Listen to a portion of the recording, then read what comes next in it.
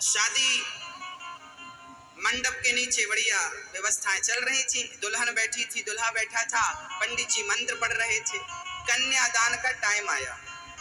लड़की के पिता ने मंडप के नीचे पूछा अपने दामाद से, होने वाले दामाद से, बेटा तुम्हें क्या चाहिए? तो लड़के ने अपना प्रस्ताव रखा कि ससुर जी हमें एक गाड़ी चाहिए, 4 व्हीलर कार। अब लड़की का बाप जरा मीडियम था, सरकारी नौकरी थी, 15 से 20 हजार रुपए कमाता था। उसमें उनकी 3 बेटियां थी। ये सच्ची घटना है। 3 बेटियां थी। सबसे पहली बेटी का विवाह था। अब इतनी कहां कमाई थी कि वो गाड़ी दहेज में दे सके, पर लड़के ने जिद करी, ना ना हमें गाड़ी चाहिए, तब बारात जाएगी, नहीं तो हमें शादी नहीं करें।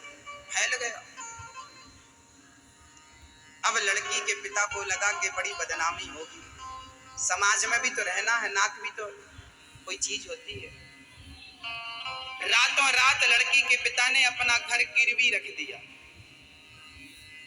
सोचिए, रातों रात लड़की के पिता ने अपना घर गिरवी रख दिया और गिरवी रखकर अपने घर के पैसे से 10 लाख की बढ़िया कार खरीदी और कार लड़के को गिफ्ट कर दी। जाओ बेटी तुम खुश रहो, सुखी रहो, बस। सुबह विदाई हुई। लड़का भोपाल से गाड़ी पे बैठ के होशंगाबाद आ गया।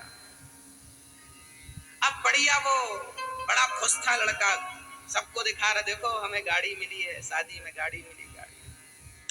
एक दिन लड़की को बिठाकर गाड़ी पर बोला, चलो तुम्हें आज सैर कराते हैं। लड़की बैठी, लड़का गाड़ी चला रहा था। गाड़ी इतनी तेज चलाया, लड़की ने कहा धीरे चलाओ, आपको आती नहीं है गाड़ी, अभी अभी आपने सीखा है, धीरे चलो धीरे चलो धीरे चलो। लड़का तो एक्सीलेटर पे पांव जमाया, जाने दिया।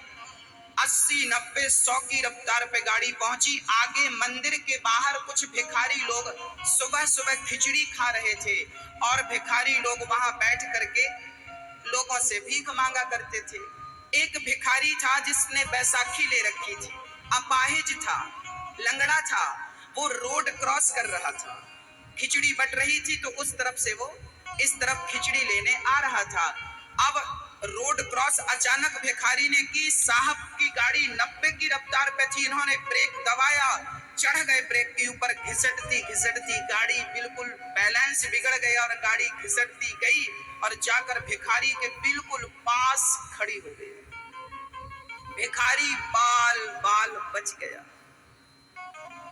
अब साहब गाड़ी से उतरे, भिखारी पर टूट पड़े, अरे मूर्खो, तुम भिखारियों को ये जगह मिलती है बैठने के लिए?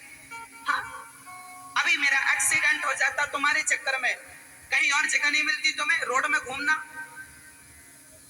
लड़की निकली, समझाया, मत गुस्सा करिए, मत गुस्सा। लड़की ने अपने पर्स से 100 रुपए निकाले और उस भिखारी को दे दिए। अब लड़का गर्म हो गया, क्या जरूरत थी तुम्हें इसे भीख देने की, क्या जरूरत थी 100 रुपए देने की? तुम जैसे लोगों से इनका मनोबल और बढ़ता है, इनको भीख नहीं देनी चाहिए।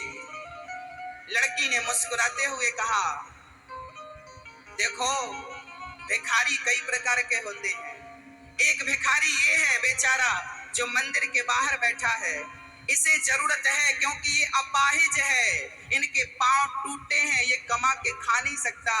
पर एक भिखारी वो होते हैं जो मंडप के नीचे बैठकर भीख मांगते हैं। आप कह रहे हो कि तुमने भीख क्यों दी,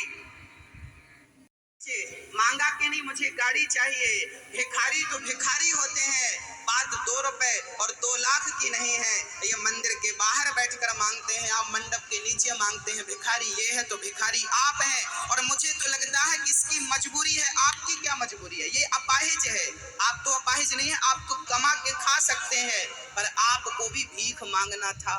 लड़के का सिर नीचे हो गया। मेरी माँ, आप भी कहीं अपने बच्चों को भिखारी तो नहीं बना रही हैं? मैं आपसे ये पूछना चाह रहा हूँ। यहाँ जितने मेरे दादाजी बैठे हैं, भैया जी, आपने कहीं भिखारियों को पैदा तो नहीं किया? जो किसी के सामने मुंह फाड़ रहे हो हमें गाड़ी चाहिए, ये चाहिए।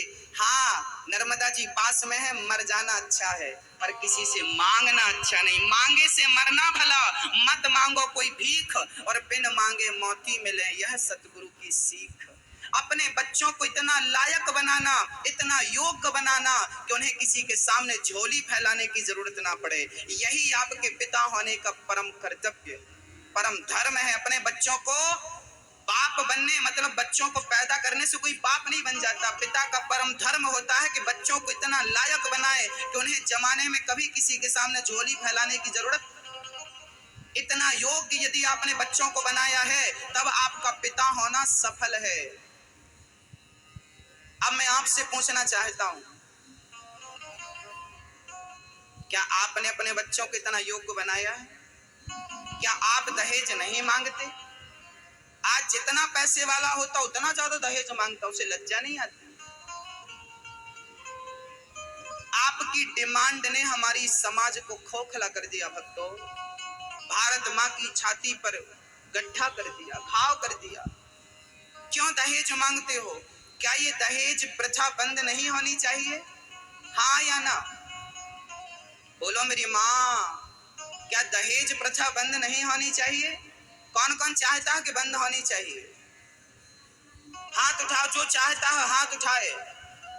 अब मैं आपसे प्रार्थना करता हूं कि इसकी शुरुआत आप करिए। जमाने से उम्मीद मत रखिए, आप आज से संकल्प लीजिए कि हम दहेज नहीं लेंगे। लड़की का पिता अपनी मर्जी से जितना दे दे अपनी बेटी को, और लड़की का बाप तो अपनी हैसियत से ज्यादा देना चाहता है, हर बाप चाहता है। यदि आप लड़की के पिता हैं तो आप भी चाहेंगे कि मैं अपनी बिटिया को अपनी औकात से ज्यादा दूध देता है वो, फिर भी आप मांगते हैं। मुझे लगता है कि भिखमंगों की प्रजा मुझे नहीं चाहिए। ये भिखारियों से भर गया है मेरा भारत, मांगने वालों से भर गया है। मांगना नहीं मेरी माँ, हाथ जो मांगता है ना उसका हाथ ऐसे होता है, और जो देता है उसका हाथ ऊपर की तरफ होता है। हाथ नीचे ना हो, हाथ ऊपर की तरफ हो। देने वालों में आपकी गिनती हो, लेने वालों में आपकी गिनती ना हो, मैं यही चाहता हूँ। तो कौन कौन आज से मन में संकल्प लेकर जाएगा कि मुझे कभी दहेज नहीं लेना? उठाओ दोनों हाथ।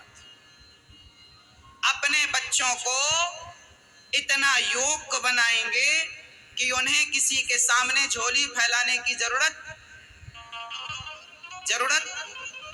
नहीं पड़े।